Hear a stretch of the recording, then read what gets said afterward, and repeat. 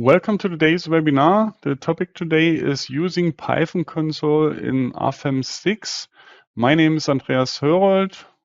I'm responsible for marketing and PR. I'm for example responsible for the German and English webinars, the technical content of the website, newsletter, and so on. I will be the moderator today, and I will answer your questions during the webinar. Rebecca Goebel will do the presentation. She's responsible for product engineering and customer support in the product engineering for instance, for the web service and API. Okay, then I say something how you can ask questions. At first, I switch off my camera that you can see the full screen. You can press that button here, then enter your question in this field, press send, and I will receive your question and I will answer you. The other way is to watch the entire webinar and then email questions to info@dlubal.com. Okay, that should be all from my side. I hand over to Rebecca. Rebecca, it's your turn. Thank you, Andreas, for the introduction. I'm very happy to show you the Python console in this webinar today. And first of all, I will tell you something about in-app scripting and the console. Afterwards, I will point out the difference between web service and the Python console. Next, I will show you a new functionality of RFEM 6, which is the model export as Python script. And in the end, I will show you two examples as a live demonstration about how to use the Python console. But first of all, what is in-app scripting and what is the console? With RFEM 6 and RStab 9, it became possible to directly run scripts inside the program and modify the structure.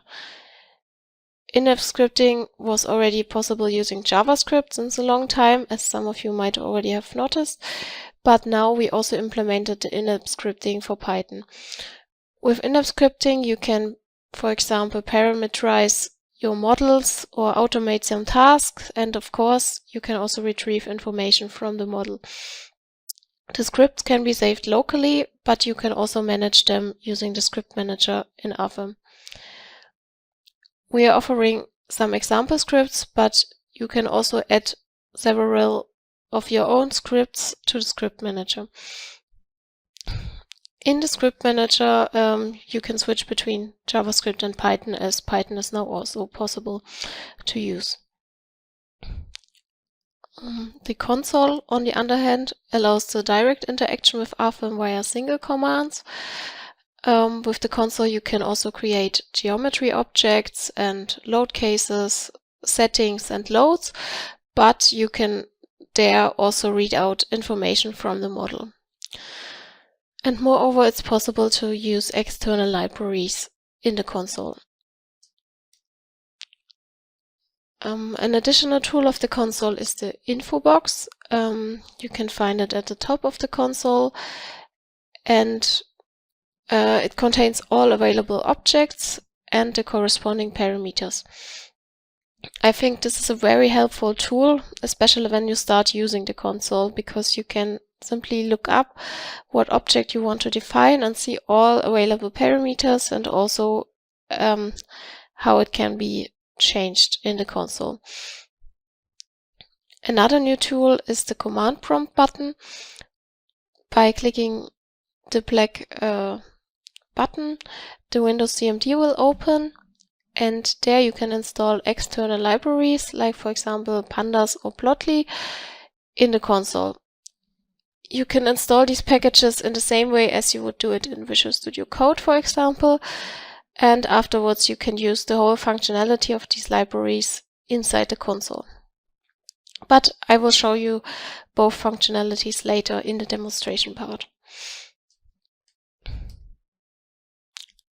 Now I would like to point out the differences between web service and the Python console.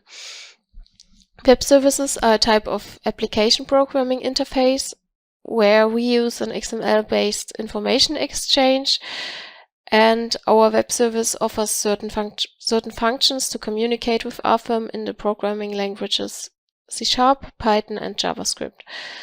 The communication with RFEM happens via a server, and therefore an internet connection is needed to use the web service. The console, on the other hand, is embedded into RFEM and therefore allows a direct communication with RFEM. That means that it can be used without internet connection.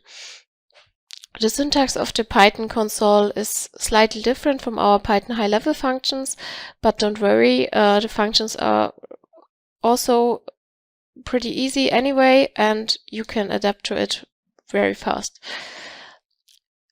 Another advantage of the console is that no programming environment, such as, for example, Visual Studio Code, is needed. Because of that, I think it can be a good start to programming also for beginners.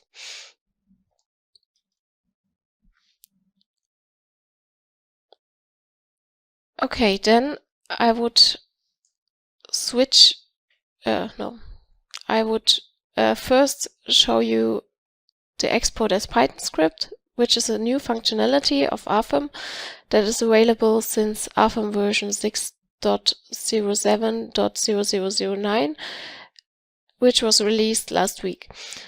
With this new function, you can import and export Python scripts. So you can, for example, create your RFEM model and afterwards export the model as a Python script and see all the commands that are necessary to create the structure using the Python console or the Python script manager. So it can be very useful to start with programming in the console or the script manager because you see how the objects can be created.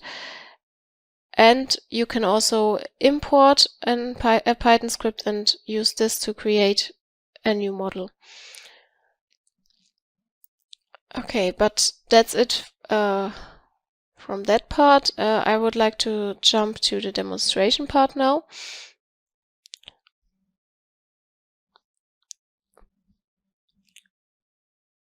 And first of all, I would like to show you how you can display the console and the script manager in RFEM. So the console, it's already displayed here, but you can turn it on and off with this button.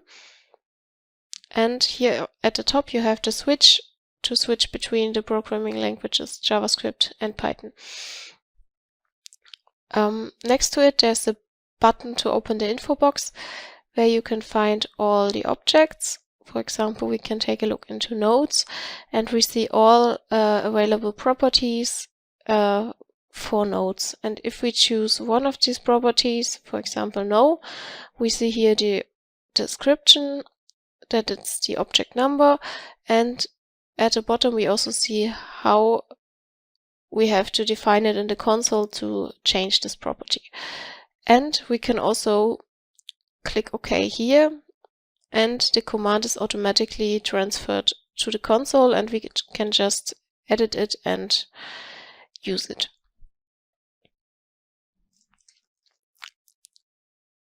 On the right side there's the CMD button, which opens a Windows CMD window, and as you can see the RFEM folder is already inside this window, so we can just enter the command to install some external libraries.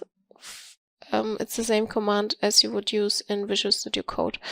For example, I want to install the library Plotly, so I write pip install and afterwards the name of the library, which is Plotly.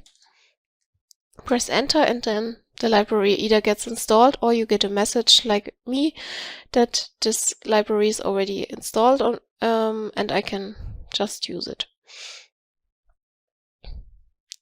Okay, the script manager can be displayed using this button. And here you can also switch between JavaScript and Python. At the top you see your user scripts and at the bottom you see some examples that you can just use. Okay, but we want to focus on the console today, so I will turn the script manager off for now and start with the first example. In the first example, I want to create a single span beam, and therefore I already created an empty model that I can start from scratch. First of all, I want to create a node. I use the function nodes.create, and now I leave the parentheses empty because that creates a node at the coordinate origin at 0, 0, 0. This is the standard setting, so that's why you don't need to pass any parameters. But for the second node, which should be in a distance of 4 meters from the first node, I need to hand over some parameters and also need a different function.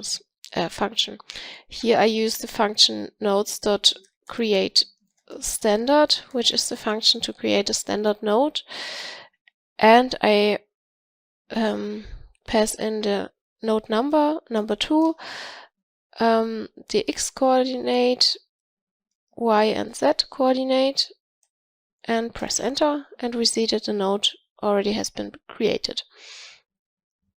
Afterwards, I would like to define a material, so I say materials.create, and inside the brackets I specify the material number, it's number 1, and I also have to pass the material name, which should be S235 steel. The material name is equivalent to the material names in the material library, so if you are not sure what the exact name of your material is, you can just look it up in the material library and copy that name to use it in the Python console. And when I press enter, we see that the material has been created. Afterwards, I will create a section for my member. Here I use the command sections.create, and I say it's section number 1 again. Then I have to define the material of the section, the material equals, and then I have to define the material number as a string. I want to use material number 1 for my section. And lastly, I have to give the name of the section. I want to use an IPE 200 section. And again, this is the name of the section is the same name as it is in the section library. Okay, and we see the section has been created as we wish. Okay, now in the next step, in order to later create a member, I first have to create a line. And I do this by using the command lines.createPolyline. It's line number 1 again, and as a second parameter, I have to pass in the nodes of the line as a string, comma-separated string. Okay. And now we can create a member of type beam. For members, there are specific functions for each type of member. So the function to create a beam is members.createBeam, and I pass in the number of the beam, number 1, then the line on which the beam should be, line 1, and also the section that the member should have. When I press enter, I see the beam has been created.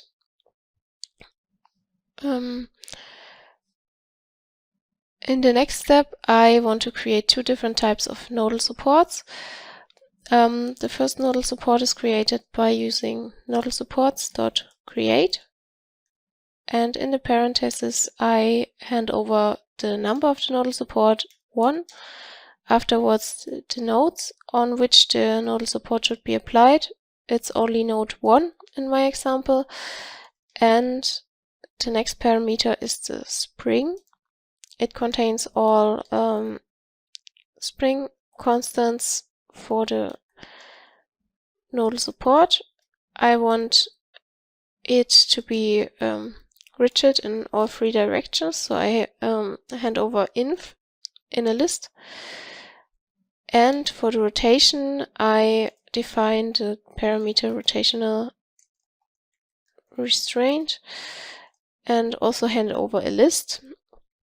And here I want it to be rigid around the X and Z axis, but free around the Y axis. Okay.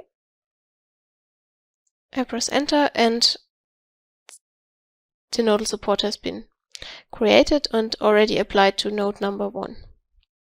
Now for the second nodal support, I don't have to type everything again. I can just use my arrow keys of the keyboard, and when I press the upper arrow, I see the previous command that I used, and I can also switch between some of the prior commands. And this makes it much easier because I can just modify this command and change the number of the nodal support, the nodes, and also this rotational restraint value. Press enter and I have created my second nodal support very fast. Now in the next step I want to add another node to the member, which should be at a distance of 1 meter, 1.5 meters from the first node. And because I don't want the member to be divided, I want to create a node of type onMember.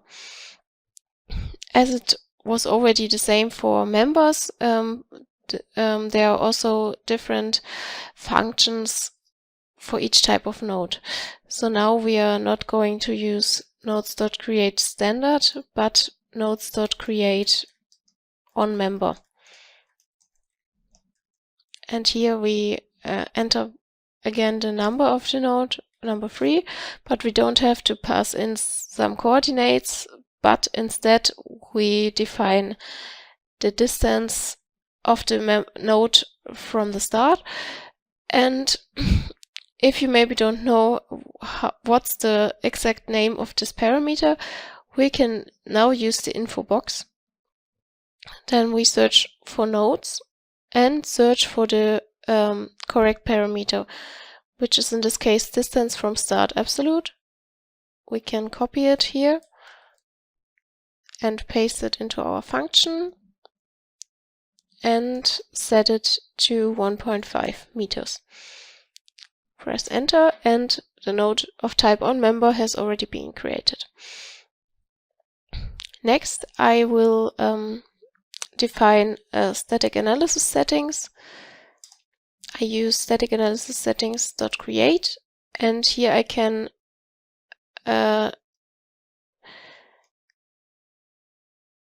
just pass in the number and don't have to do any other settings, because this will just create the standard configuration of the static analysis settings, which is fine for this example.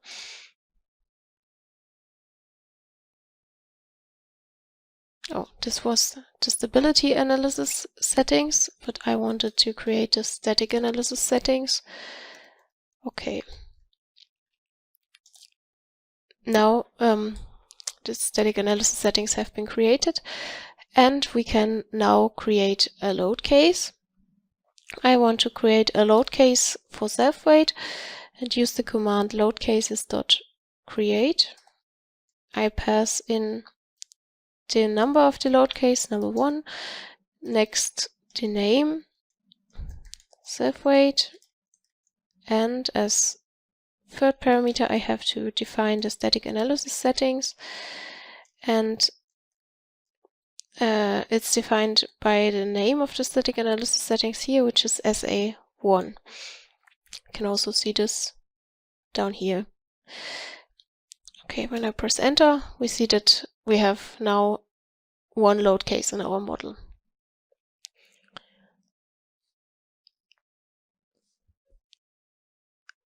So now in the next step I can create some loads. First of all, I want to create a continuous member load and apply it to the beam. To do that, I first need to define in which load case the load should be applied. It's load case number 1.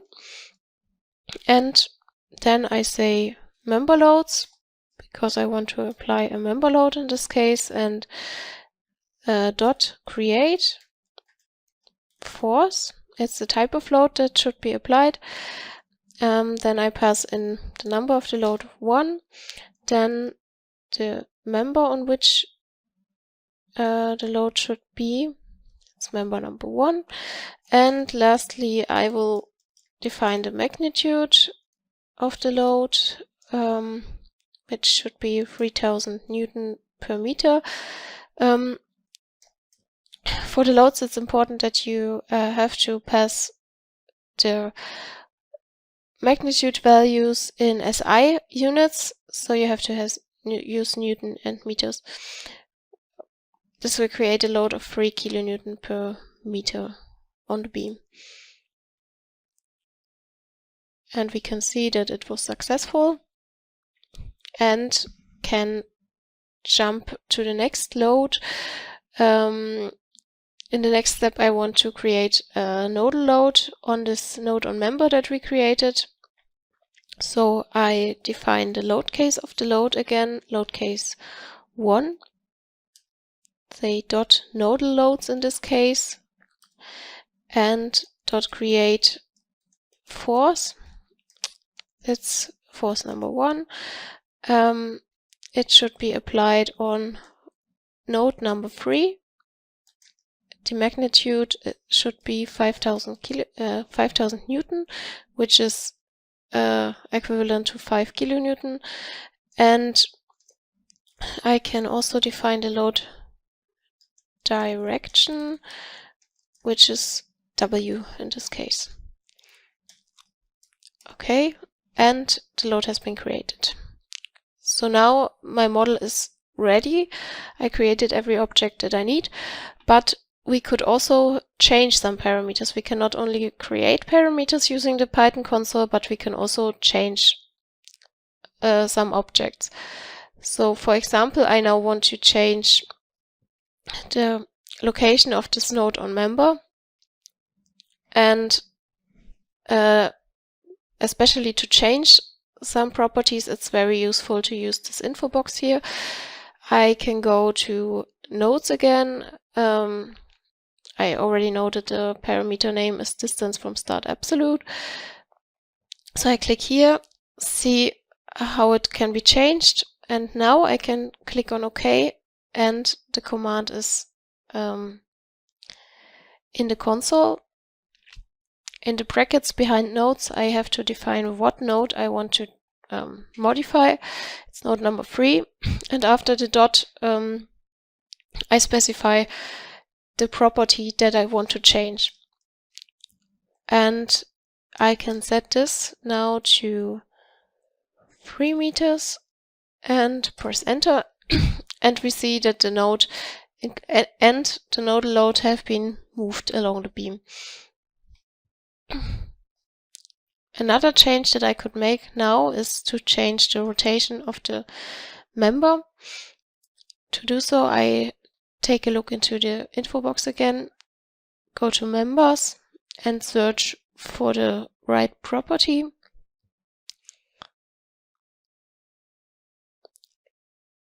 In this case, it's rotation angle. I press OK and get the command in the console. Then I enter member number 1 in the brackets and specify the rotation angle. For the rotation angle, it's important to specify it in radians,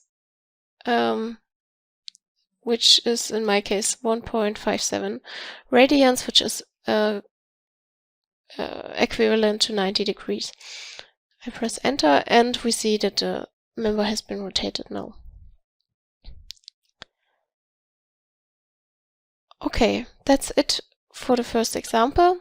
So I will just switch quickly to the second example. Here I also already created an empty model. In the second example, I want to create a steel frame with bracing. And because it's a new model and a new example, I want to clear the console. We can do this by using the command clr. And we can start with a fresh empty console. In the beginning, I create a standard node again at the coordinate origin at 0, 0, 0, as we did in the first example. Afterwards, I will create the remaining nodes using the command nodes.createStandard, as we did in the first example already. It's node number 2 and it's located at 0, 0 and -5.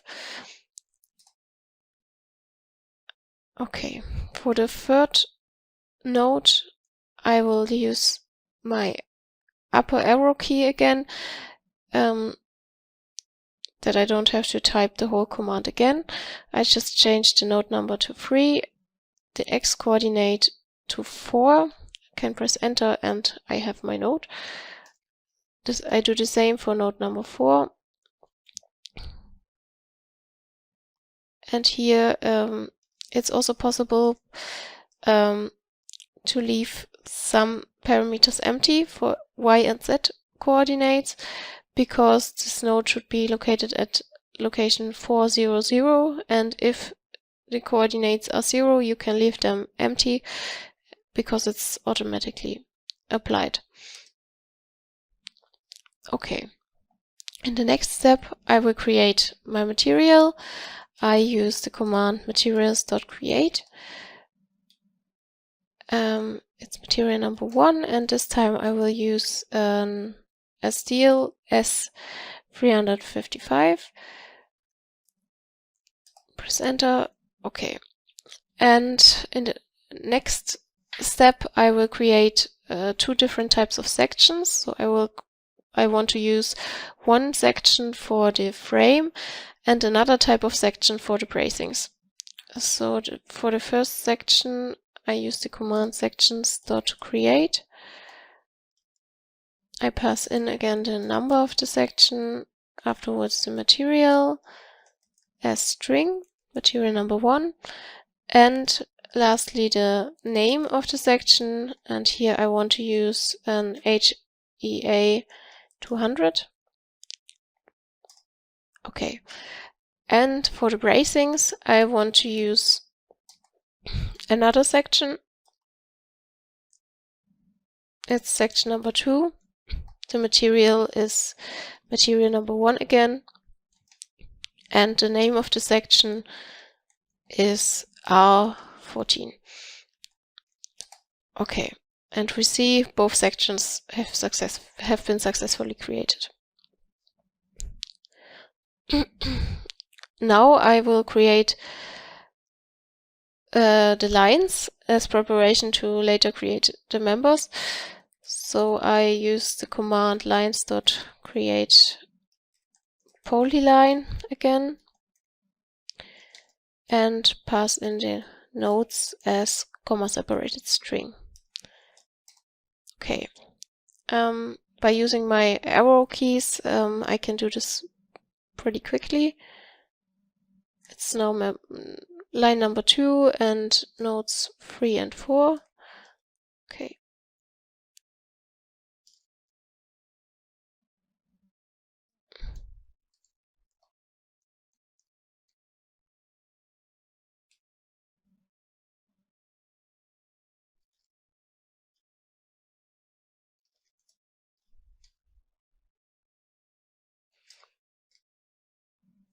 So the last line is at nodes 2 and 3. Okay, now we have created all our lines and we can start to create the members. First, I will create all the members of type beam by using the command members.create beam. And the first beam has number 1. And now I don't have to specify any other property like the line number or something, or the section, because the first member should be located on line number 1 and it should also use section number 1. So I don't have to specify these because it's the default setting. But I want to define another parameter because I want to rotate the member around 90 degrees. So I define the rotation angle and set it to 1.57 radians. And we see the member was created and it's also already rotated around 90 degrees. I do the same for the second member. I have to change the member number, but here I also have to define the line on which the member should be, because it's not line 1 anymore, but line 2. Okay, so now I have to create both my columns, and now I will create the upper beam.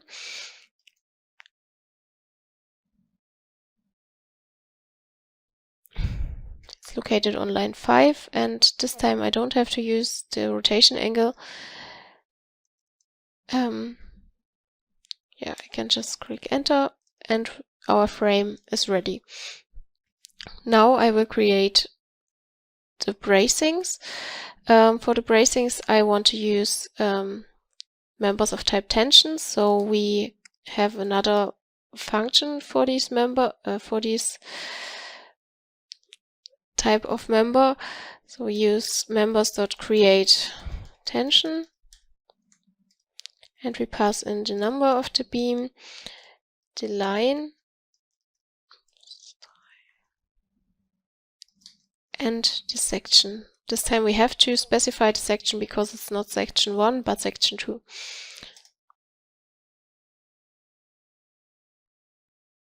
Oh, okay, I have a small typo here. I need to use the dot, of course. Okay, and now it works. So I will now create a second tension member also. It's member number 5 on line number 4. Okay.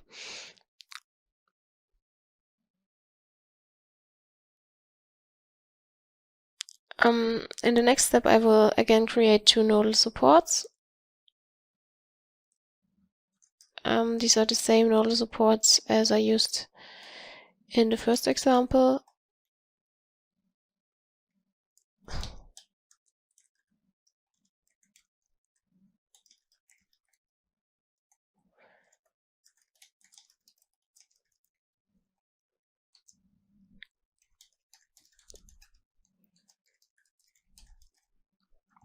So the first nodal support should be rigid around the x-axis also, but free around the y-axis.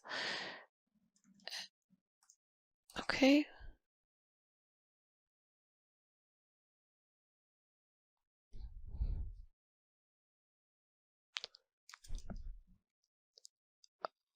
And yeah, it's also very helpful that we have these error messages directly in the console, which can help you to find the reason for your errors. So in my case, it was this parenthesis that was too much. Now it's working. Okay, and for the second nodal support, number 2 on node number 4. And it's free around the x-axis. Okay. Now our geometry is ready. And in the next step I can create my static analysis settings, but here I want to do a special setting. So I'm first going to show you the settings in the GUI. So I create a new static analysis settings, and because I have these members of type tension, I want to use the special setting exceptional handling, failing members to be removed individually. And I also need to use this setting when I create the static analysis settings via the console. So we use static analysis settings.create again, pass over the number of the settings, and now we need an additional parameter to define the exceptional handling. So we can look into the console and into the info box again and search for the right parameter, which is this one, exceptional handling enabled. I copy the name and paste it into my function and set it to true, which is enabling the checkbox. Okay, we created it and we can check if it's right. And we see, yes, the checkbox is active and we have this option enabled. After that, I will now create a load case for self-weight. First, I need to use the command loadcases.create. It's load case number 1. The name is self-weight again. And the static analysis settings are of name SA1. Okay. And now, as a last step, I will create a member load that should be applied on the beam on top of the frame. And to do that, I first specify the load case in which the load should be applied. It's load case 1. I say .member loads because I want to apply a member load, and say .create force.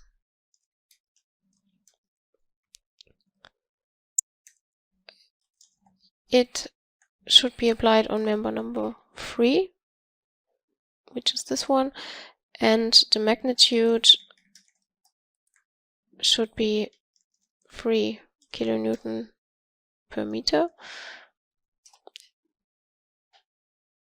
Okay, and I can check and see the load has been applied correctly. Okay, so that's it also for the second example.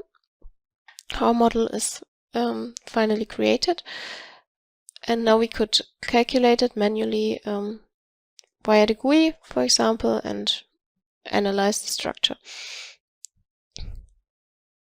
As the last example, I would like to show you the Python import and export function. Therefore, I will open a more complex model. It's a concrete structure that contains nodes, members, and also surfaces, openings, and some loads. So it also has several load cases.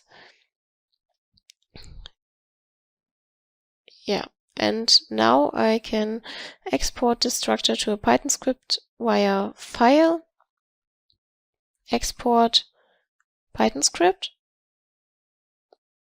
Then I save it.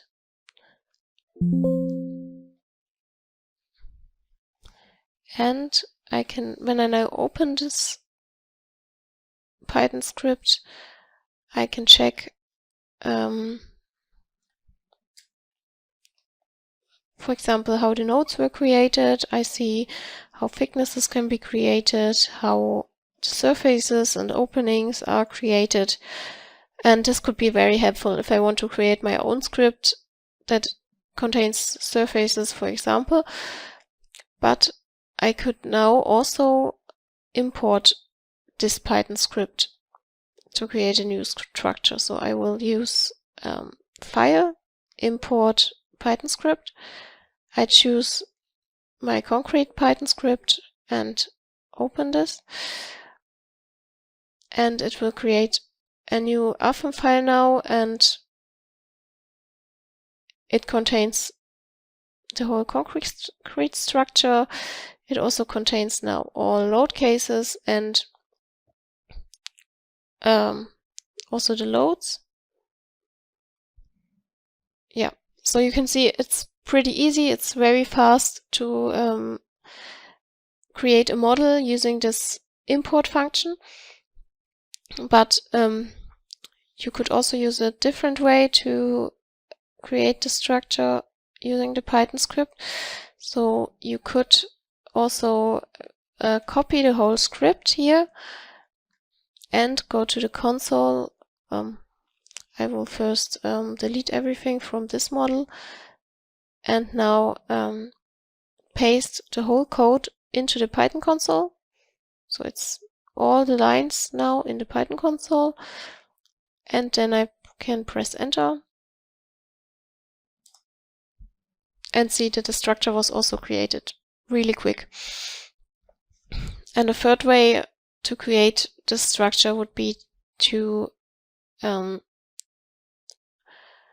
use the script concrete.py and save it in the folder of the user scripts, and then I could always, when I open RFEM, start my concrete script and create this structure. Okay, so that's it for the demonstration part. I hope you could get a first sight of how the Python console is used and about the advantages of it. And now I'm giving the word back to Andreas. Thank you, Rebecca, for your presentation. I have an additional hint. Just use our free online services, such as the Geozone tool.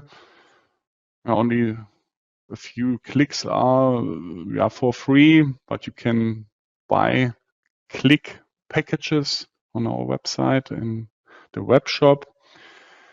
You can use the free online tool to determine cross-section properties. Then we have an FAQ and knowledge base, database, a lot of articles that help you for your daily work. Then you can download models from our website as examples for your projects. You can ask Mia, our chatbot, all the time. Just use the free online tools. Okay, that should be also all from my side. Thank you for your attention. Thanks to Rebecca for the presentation. I wish all a nice rest of the day. Bye-bye.